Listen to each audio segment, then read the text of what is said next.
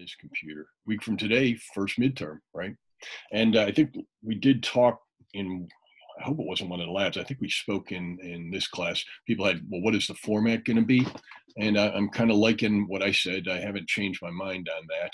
I guess I have a week to do that, but I don't plan on it. There'll be a component of it that will be done in mastering physics. That's, although problem solving will be multiple choice, there may be some conceptual questions in there as well. And then there's going to be a worksheet type part. So part A will be on mastering, part B will be where you actually do the problem and upload it to Canvas like you do with your worksheets on a regular basis. Okay, scope of the exam. We're going to cut it off right here at the end of chapter 4, which is today. Okay, so everything in chapters 1, 2, and 3, and 4 is the scope of the exam. And the only thing I want to say about next week is if you look at chapter 4, it's titled Newton's Laws. Chapter 5 is applications of Newton's laws. And so the applications get a little more complex, I guess, but there's not new material per se. Okay, so don't check out next week because that material on Monday and Wednesday isn't going to be on the exam Friday. All right. Just one other kind of format on that is there will not be a class. I'll post the exam on mastering starting at 8:30, and I'm looking at having it due. I'm trying to decide what time Friday night to have it finally due. And my intention is that it would take you just a little over an hour and you would do it during the normal class time. If you want to do it Friday afternoon, even Friday evening, that's fine. And I just haven't decided on a term-in date. It may be midnight. I just haven't thought about it as much as I should. A couple of resources to help you prepare. And I'm going to share my Canvas screen with you here. Okay, see the green border? So you're seeing my screen. In each module, and I have to get to work here today, chapter 1, for example, I posted the worksheet solutions right there for the worksheets from chapter 1. And if you go to the bottom of each of the chapter modules in Canvas, you'll find my solutions worked out. Okay, and hopefully that's of some use to you. And the other thing I believe I mentioned before is I have created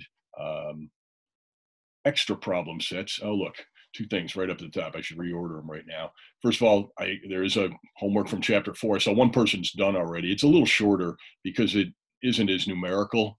I think there's not as many calculations. It's drawing free body diagrams, things like that.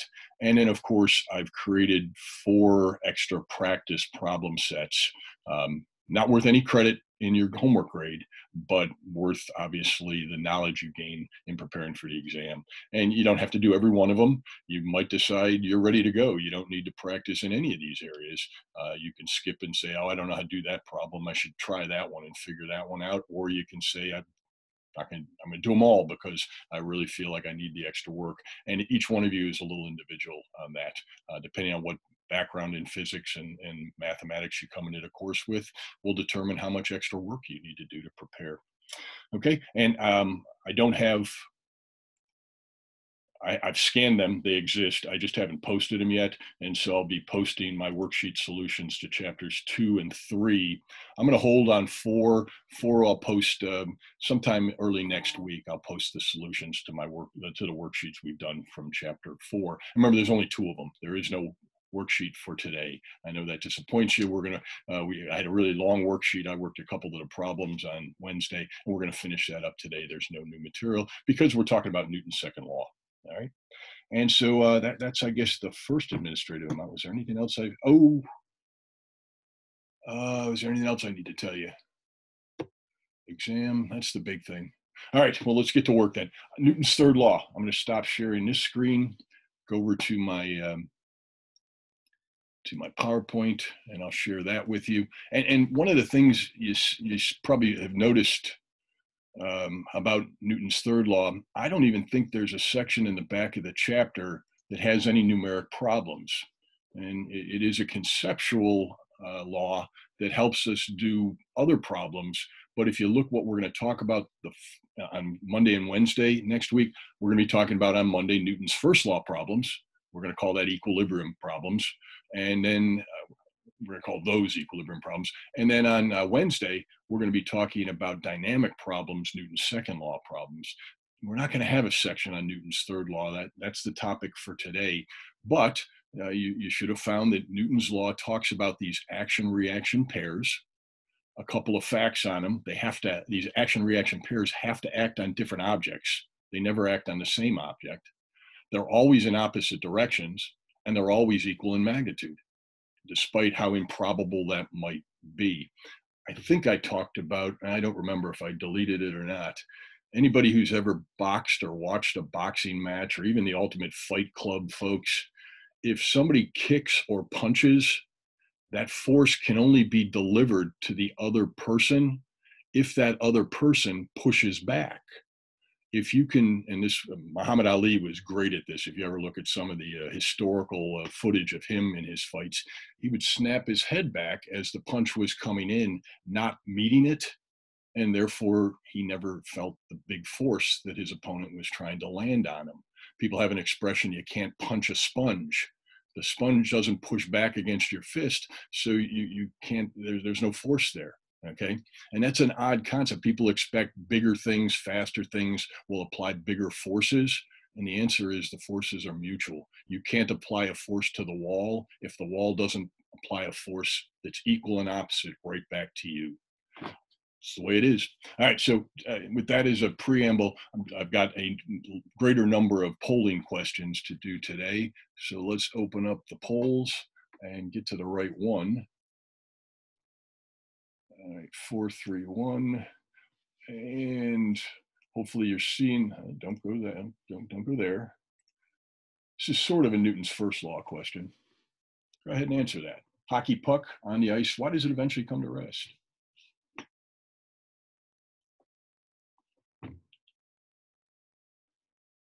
Of course, this is after whoever shot it.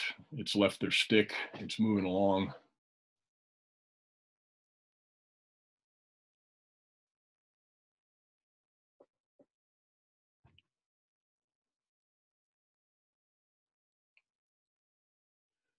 All right, just a couple more people. Quick ideas on this. Not everybody's correct, but all right, everybody's in here, and the majority has it. Okay, for those people who went with an answer other than C, okay, because friction between the ice and the puck is ultimately what slows it down. I just ask you to think about outer space and how we got to the moon, how someday we might get to Mars, how the probes that we've sent out into the deep part of the solar system, and I guess Voyager now is actually outside the solar system, if I understand it right. How are they still propelling themselves?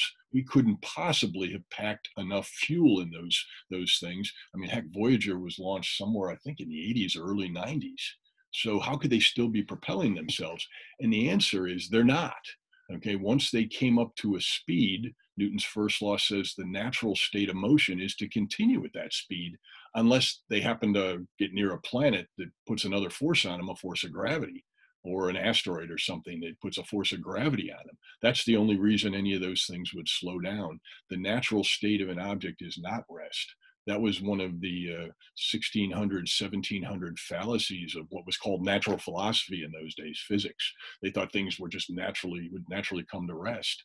As soon as we start going into outer space, we absolutely realize how incorrect that was. The natural state is to continue in a constant state of velocity in a straight line.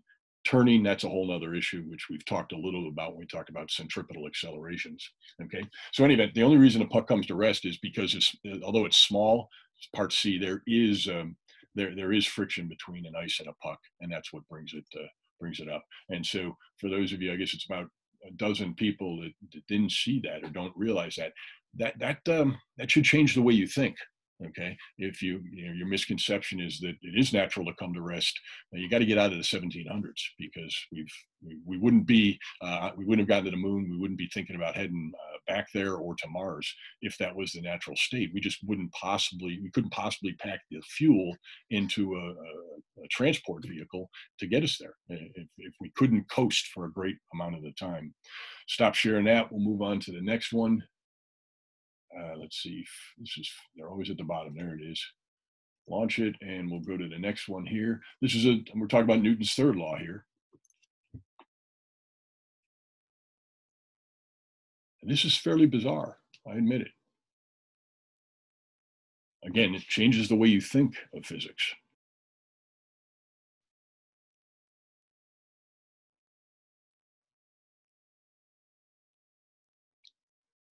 1 Newton apple. That's probably typical.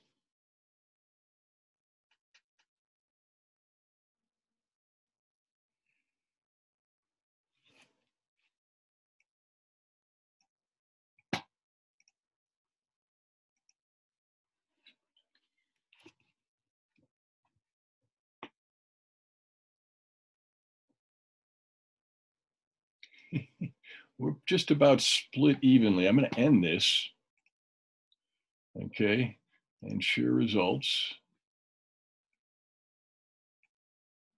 And it cut off all of my answer, apparently. It only shows the start of it. I might as well just put A, B, C, and D, I guess. All right, so what is true, I guess? The apple exerts a force on the table. Does the apple exert a force on the table? Yeah, absolutely. That has to be true. If you look, I can draw a free body diagram on the apple. The apple's free body diagram would have its weight and a normal force. That's the normal force from the table onto the apple. And so if that force exists, Newton's third law says there must be, if I was to draw a free body diagram on the table, there must be a normal force. Also, this is on the table, this is on the apple.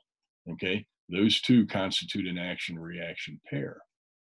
Okay, so I can live with that part, but then this other part I have a little trouble with, not on the earth in part A.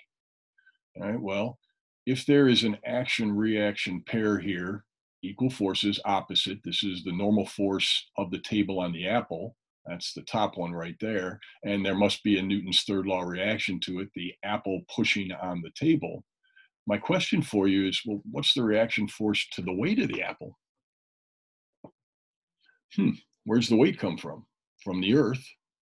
So it must there not be, okay, there's the earth underneath it here. Must there not be a reaction force that is in the opposite direction of the weight? Essentially, the weight of the earth being pulled by 1 Newton up towards the apple?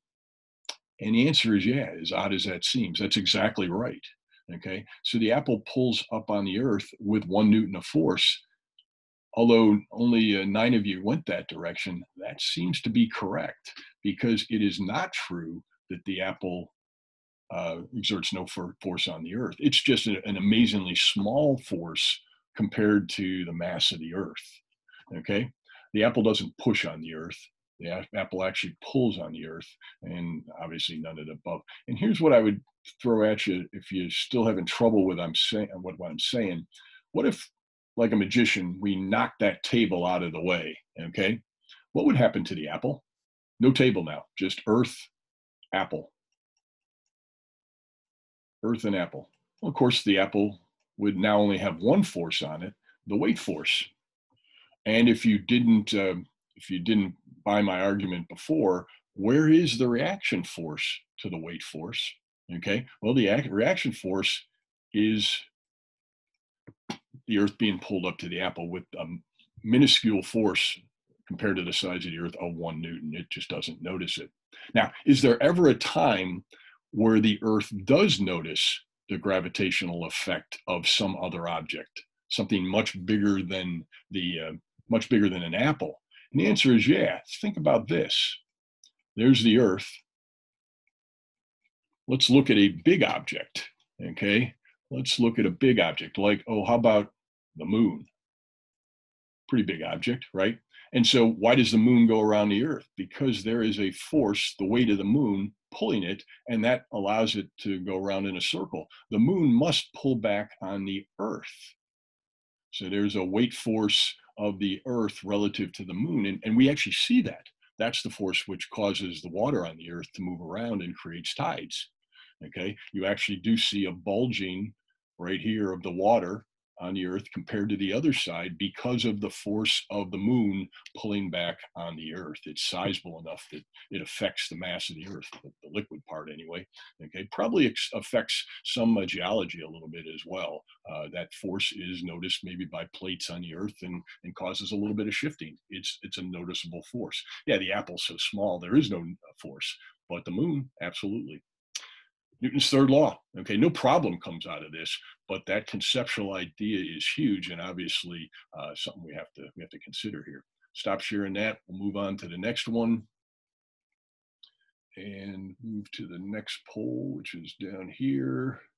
3. Launch it, and you've had a chance to read it. Diagram shows the forces at an apple. And by the way, I'm a little ahead of you here. Just consider that weight.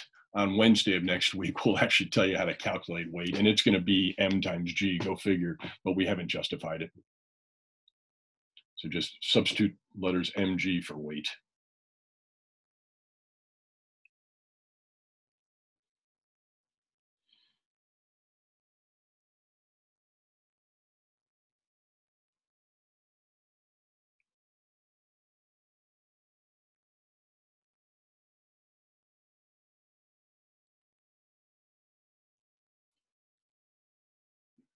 Yeah.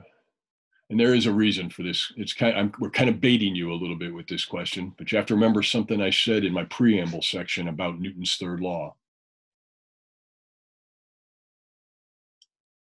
And I would have phrased it slightly different. I took this problem from a guy from Harvard who wrote a number of questions like this. I stole it from him, so I should credit him with that.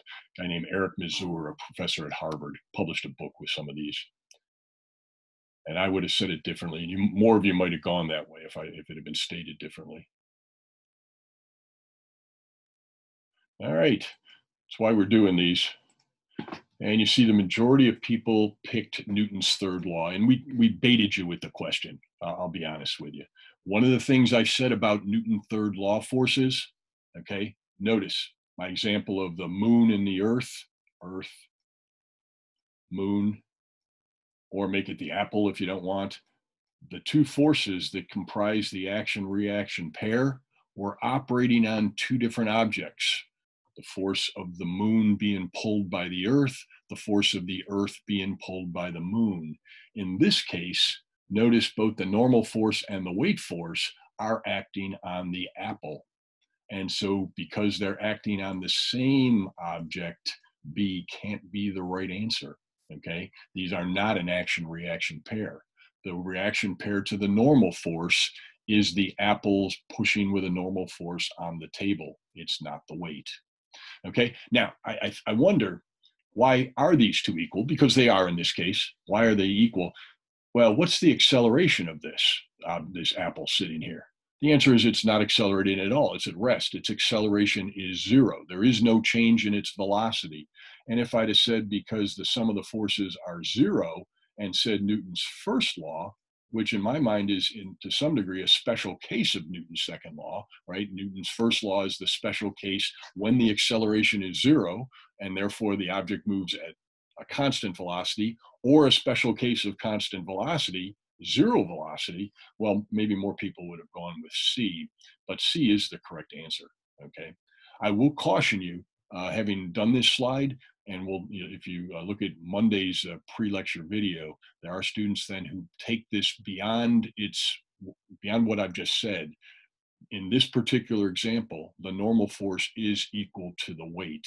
There are myriad examples where the normal force is not equal to the weight. So don't learn it as a rule. The normal force is always equal to the weight. And you'll see what I mean when you watch the pre-lecture video from Monday. And we'll talk more about that later. All right. Hopefully I've convinced everybody. They're not an action-reaction pair because by definition, they're acting on the same object. And that isn't how it works. Stop sharing that. And just so you can see the result, C was 8 people. So good job if you were one of them. And we'll move on to what you're reading right now, question 4. And I don't know how many of you sail. I had to as a midshipman at the Naval Academy. I enjoy it. Wish I had the money to buy a sailboat, but You pull down, it's the halyard is what it's called, the line that pulls up your sail, and you pull down with 9 newtons of force. Which statement is true?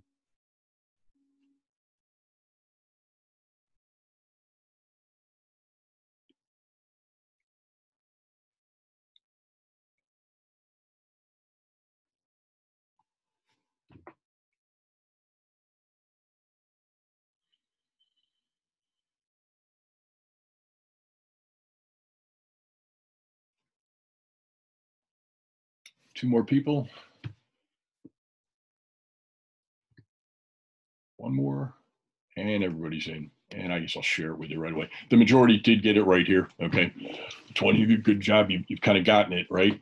And so the force that you put on the line, the halyard, and the force the halyard, the line puts on you do constitute an action reaction pair. And so they must be equal. And that's why A is right. It's what I was saying about punching. As odd as it sounds, if you don't punch back somebody's fist with your face, you experience no force. Little tip on boxing and Ultimate Fight Club and evading pain when somebody hits you. Okay, just pull back and don't push back. But of course, if somebody catches you by surprise, your musculature and your tendons and your muscles, they keep your head steady and allow yourself to be hit by the punch or the kick or whatever it is. Same thing here. Now, for those of you who went with B, thought it would be slightly less, you may be looking at a free body diagram of the line, for example.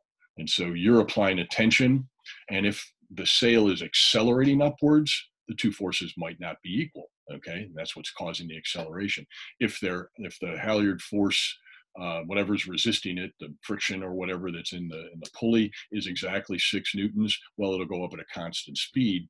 If whatever's pulling back the weight of the sail, the friction, is less than 6 newtons, well, the sail will accelerate upwards. And so that might be the intuition that causes people to think the line will pull back less. But you can't put 6 newtons of force on a line unless it puts 6 newtons back against you. Newton's third law in action. Stop sharing there, move on to the next one, and advance my slide here. We have about 9 of these, by the way. Launch pull.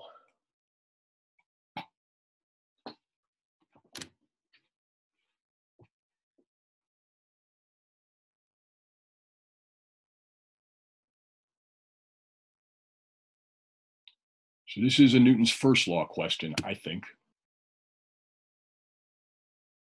Why isn't the block moving? And the answer, of course, is we're missing some forces here, aren't we?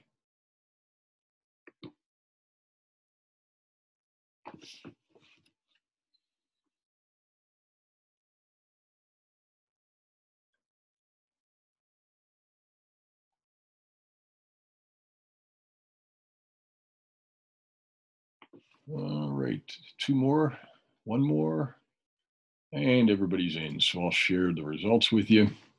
And the majority are right here, okay? Let's draw all the forces in red, unfortunately. So there's the normal force, right? And I'm drawing it right from the surface where it occurs.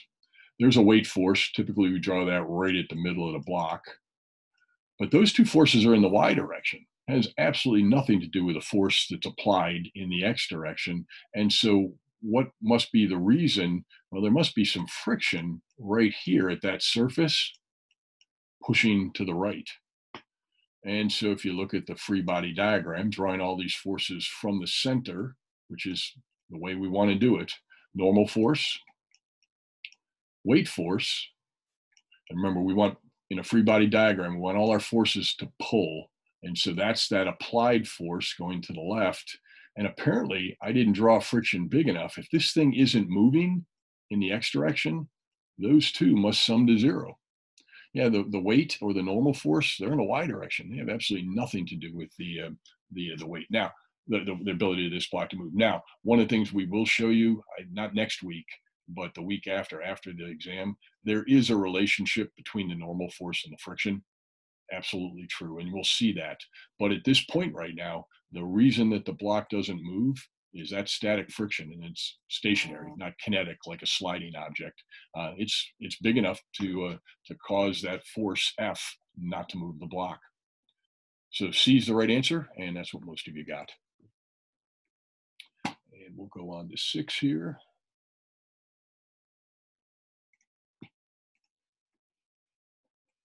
And I need to launch it. What do you put in a free body diagram? I just drew one.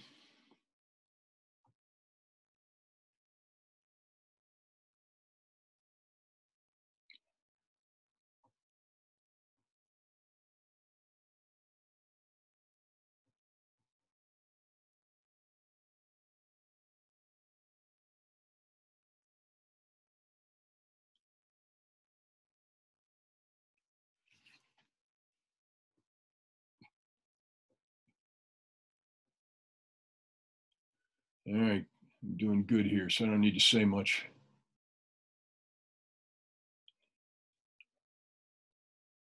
One more person, maybe an internet issue. Yeah, we're going to finish it. All right, and so share the results here. The majority of people went with B, all of the forces acting on a body, and I agree with that.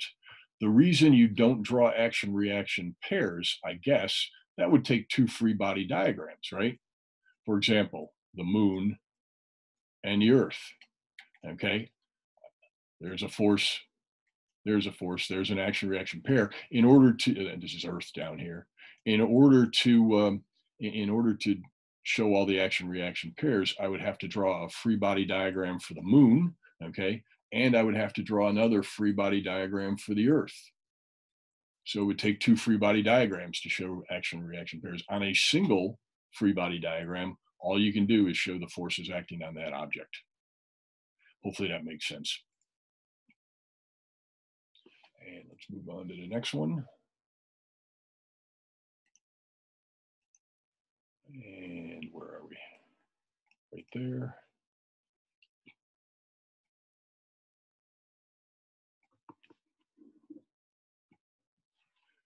I think this is a second law problem, isn't it? Newton's second law.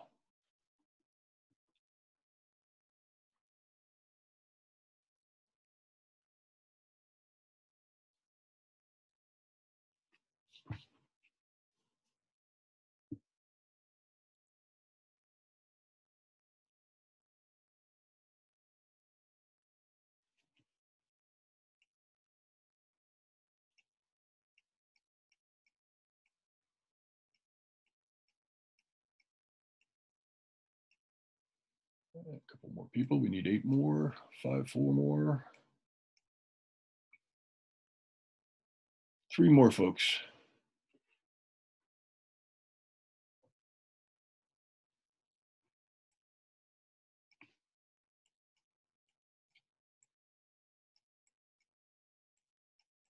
And people did pretty well on this. One more, I'm going to end it.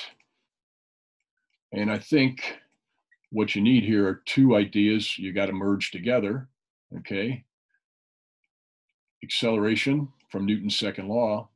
We've got the same force, right? Constant force, but we double the mass. That means the acceleration is 1/2, right? So we'll have half the acceleration.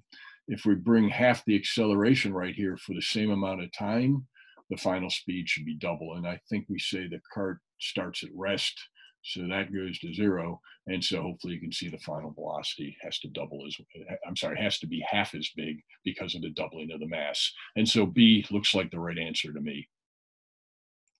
And most of you got it, 21 people. Don't need to say much more. All right. Everybody hopefully can see that. And that's the kind of physics thought process we should be going through. Stop sharing. Move on to the next one, which is 8. Just 2 more of these. And move on to the next guy. This one's a little, it's going to be I'm going to have to spend a second or two about this because I suspect it'll cause some angst.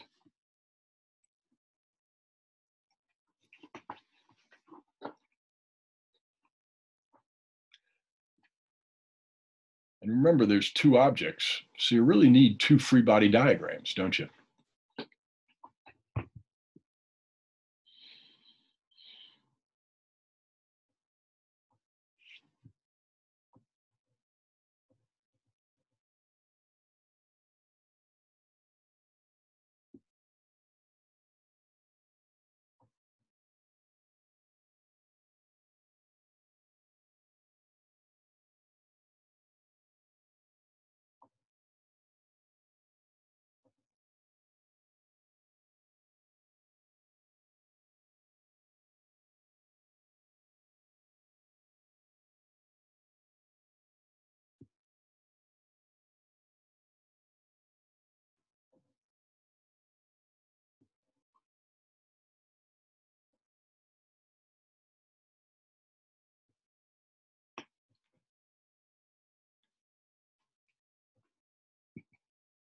All right, a couple of people, three still aren't voting. We've been going for over a minute now, so I'm going to end it. And I'm going to show you the results. And there are folks who resist the methods of physics and solving Newton's law problems that I go through. They either think they're not necessary, they either think that there's an easier way. I've been doing this for a long time. Maybe some high school teacher taught you something a little different than what I'm saying. I'm telling you how to work Newton's law problems in a foolproof process. And some of the shortcut methods that other folks may have shown you along the way, or that you may be rejecting just because you think what I'm showing you is unnecessary, is the reason why only 5 people got this problem right. Because the answer is B, oddly enough. Okay, it's not C, 6 newtons. And here's the proof of it. And let's ignore the fact that each of these blocks has their individual weight and a normal force, because they both have it, and it isn't, those two sets of forces are not participating in this problem. I'm only going to draw a partial free body diagram with the x component of forces. And so here's block A and its free body diagram in the x direction. There's the 6 Newton force, and then there's the tension pulling back. Okay, good. And then I have to draw a free body diagram on B, and notice B only has a tension force, right? Okay, so let's see. I guess if we're looking at Newton's second law, we would say that the 6 Newton force pulling to the right minus the tension force has to be equal to the mass, and that's the mass of block A. Now they're both the same here, but that's 10 kilograms times the acceleration. Good to go there, I think. And then I suppose if I look at block B here, which I didn't label, I only have one force, right? Frictionless here, no friction in the x direction. I only have the fact that the tension is equal to the mass. Now that's block B. Again, they're the same. They're both 10 newtons, but I'll be specific here. And so what we would say in this case is, because we have two objects, we have two equations. And what don't we know? We don't know the tension, and we don't know the acceleration. But that's okay. We can solve for that. Anytime you have two algebraic equations with two unknowns, and let me make sure if that's not clear, this is 10 kilograms times A, and this is 6 newtons, and that's equal to tension over here, minus the tension is equal to also 10 kilograms. Now, the masses could have been different, in which case the answer would have been different. But my point is, I have two equations here with two unknowns, tension and acceleration. And so the question is, can I solve for that tension? And tension is the only force on block B. Okay, so let's see. I've got 10, this term right here is the tension. So I have 6 newtons minus the tension, and I'm going to substitute. I'm going to substitute that right there, and that's equal to the tension. And so it looks like 6 newtons is equal to twice the tension. Bring one of them to the other side of the equation, and that tells me, of course, the tension is 3 newtons, which might not have been what your intuition led you to believe. And this method that I'm showing you here, and we're going to do more of this next week. So this is to some degree conditioning, maybe to do what we have to do next week as the problems get harder. I no intuition told me that the tension was 3 newtons, and that is the only force on B. And so the answer is B, 3 newtons. And the 5 of you who got it, great job. I hope it wasn't a random guess. I hope it was thoughtful reasoning like this. For those of you that don't want to do the process, we're going to work more next week. Well, you're destined then to get problems like this one wrong. And that's just the bottom line. Okay, I'm going to end this, and one more, because it's very relevant to what we're going to do on the worksheets here for the last 15, 20 minutes or so. I guess I got about 15 minutes. I want to share the result here to see, yeah, good job to the 5 of you. And for those of you who went 6 Newtons, intuition sometimes isn't the answer to the problems. You got to work the process for Newton's first and second laws. All right. And let's see. Launch this one, and that should be it.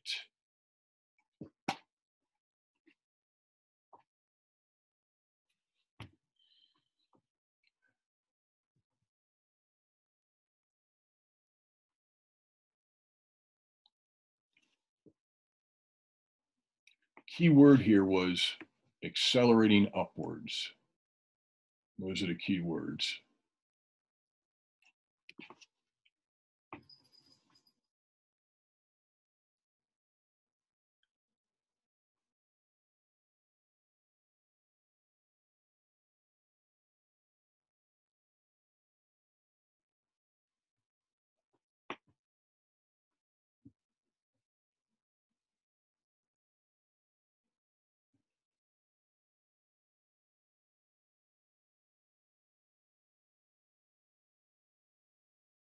The majority got it. A couple more here. We're down to 27 people. Somebody must be having internet issues today.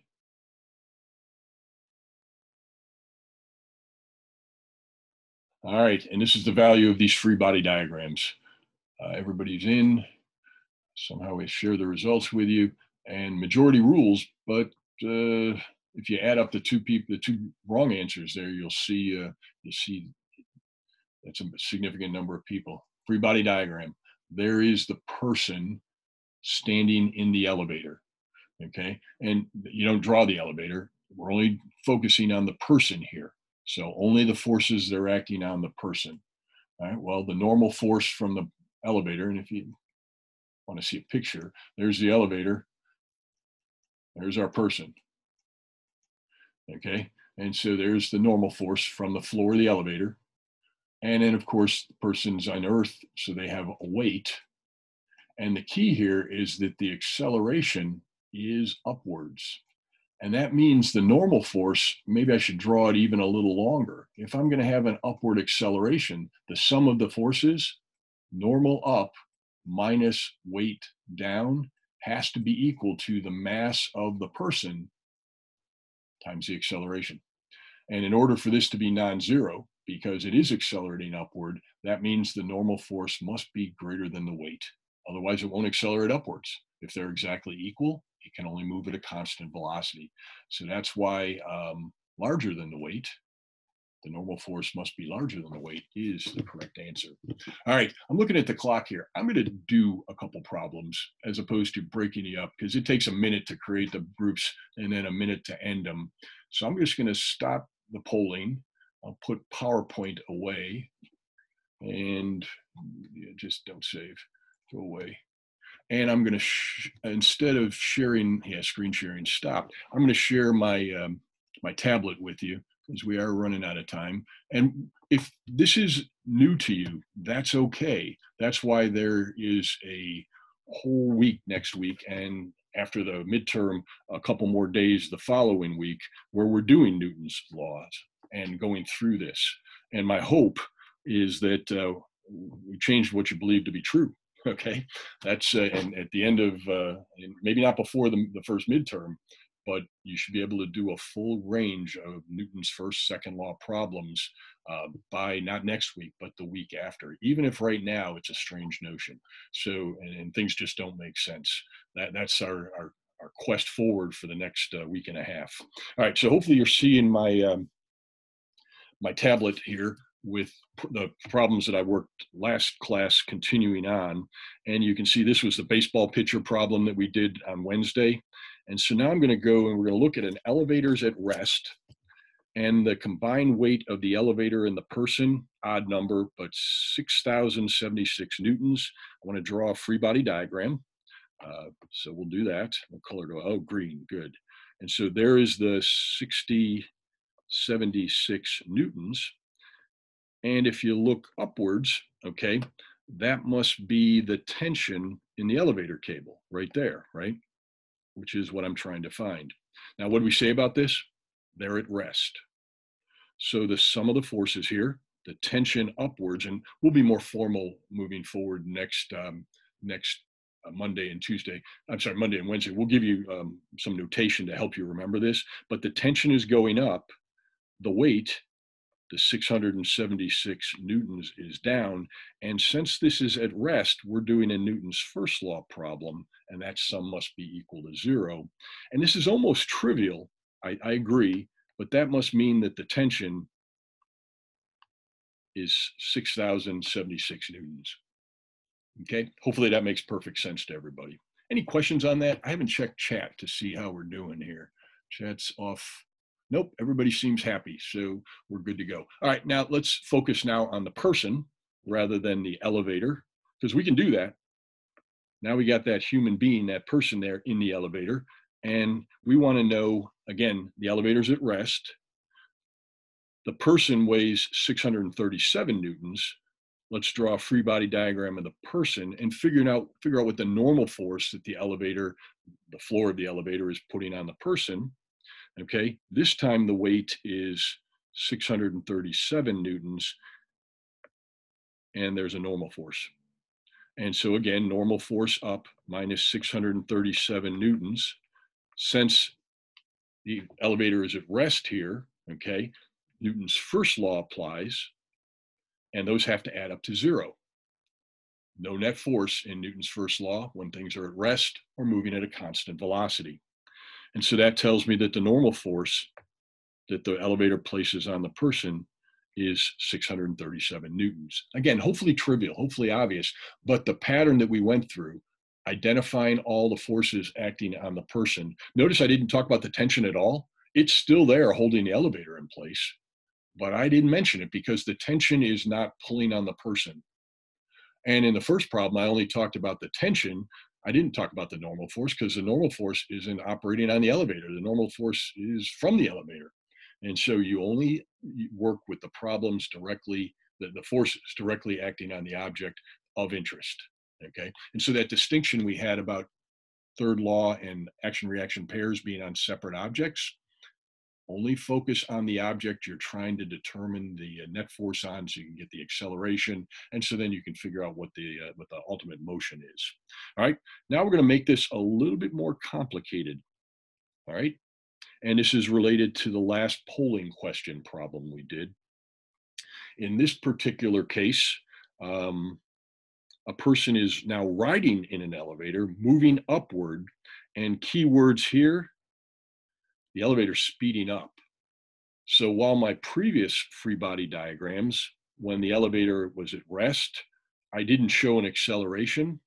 Now I have to improve on my free body diagram picture. And so let's see, in this particular case, what am I doing? I've got the acceleration 3.7 meters per second squared, okay?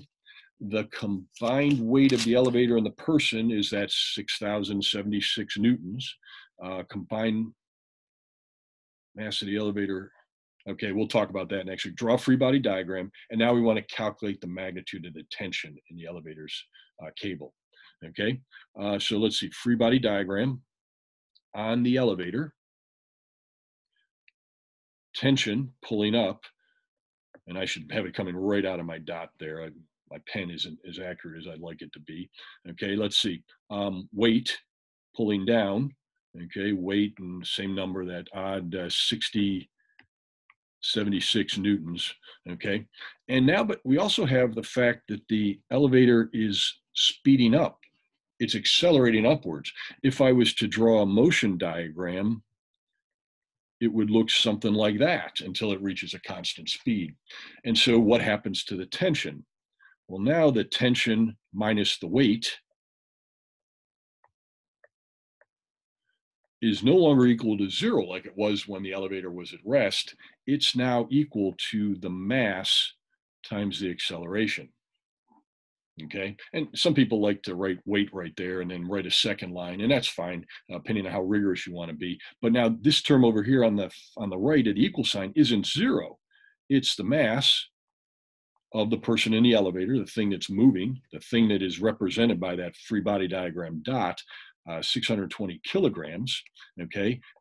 3.7 meter per second squared.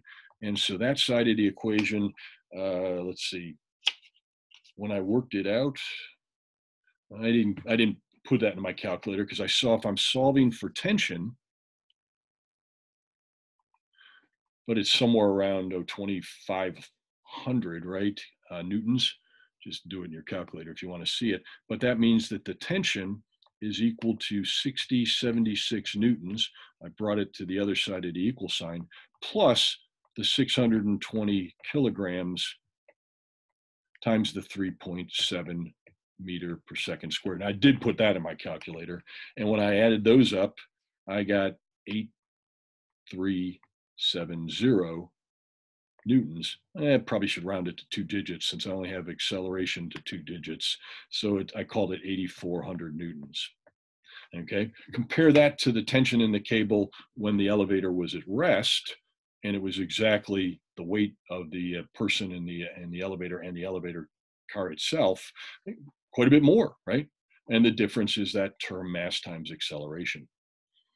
Okay, now, while we got that in hand, let's look at what would be happening if instead of moving upwards, what would be the tension in the cable if the elevator was moving downward. Intuition here should tell you if while moving upward, the tension had to be greater, while it's moving down, my intuition would say the tension ought to be less. So let's see. Well, I gotta be careful with my words. The elevator is still moving upward, but it's slowing down. Okay, so what does that mean? If it's moving upwards, but slowing down, there's my motion diagram. The acceleration is downward is what I should be saying. Okay. All right. So let's see. Tension upwards, the weight downward. And in order to get a downward acceleration, I need the weight to be bigger. The weight's still that same number. That's 6076. Kind of an odd number, but it worked. 6076 newtons. And so I'll work it down here. Well, we'll start right here. Tension minus 6076 newtons is equal to mass times acceleration. But now I got a problem. And this is the most common mistake made in these problems. Okay, right here, I have the tension upward. And so I made it positive. I have the weight downward. So I made it negative. What direction is the acceleration? And this is going to be the last thing I say today because I'm running out of time, but it's downward, right? It must also be negative. If you properly write Newton's second law or Newton's first law so that you're summing forces on one side and you've either got zero or mass times acceleration on the other, in all cases, vectors in the same direction must have the same sign. Vectors in opposite directions must have the opposite sign. And so that means that has to be a minus a mass times acceleration. All right, now we can do the numbers. Now we can say, well, the tension then, bringing this to the other side of the equation, the weight to the other side of the equation, 6076 newtons, minus the mass times the acceleration, which is minus 620 kilograms, got that from the previous part of the problem, times the 3.7 meters per second squared. And of course, a kilogram times a meter per second squared is also a Newton. And this time I'm subtracting because of that sign, because of that rule. Okay, when I put that in my calculator, I got 3782 Newtons. I call that just about 3,800 because, again, two significant figures is probably all I have. All right, we're going to talk a whole lot more about these next week. There are two more problems on this worksheet. We'll hold them. I'll look at them on Monday. Good news here is you don't have to upload a worksheet because I just did all the problems except for the last two, which we'll catch on Monday. There is a pre-lecture reading quiz. All that's about to post on the Canvas for Monday. Since you have a little extra time here, there is a homework assignment due Wednesday, and it's now time. I'm giving you a little bit of time to start preparing for that exam, which is next Friday. So I've cut back the worksheets as well. Don't squander the time. Please make good use of it. I want all A's next week. That's my goal. Everybody all right? Hey, I kept you a minute over. I'll stop sharing this and tell you to have a great weekend. I did make it out on the golf course. I think I mentioned, well, we made it out to the driving range yesterday. So we did some projectile motion problems, my daughter and I, with a golf club, and it was fun. And you should take a time to work out, have some time with friends and family. Have a great weekend. Thank you. Bet. Thank you. Thank you. Katie, I gave you the point.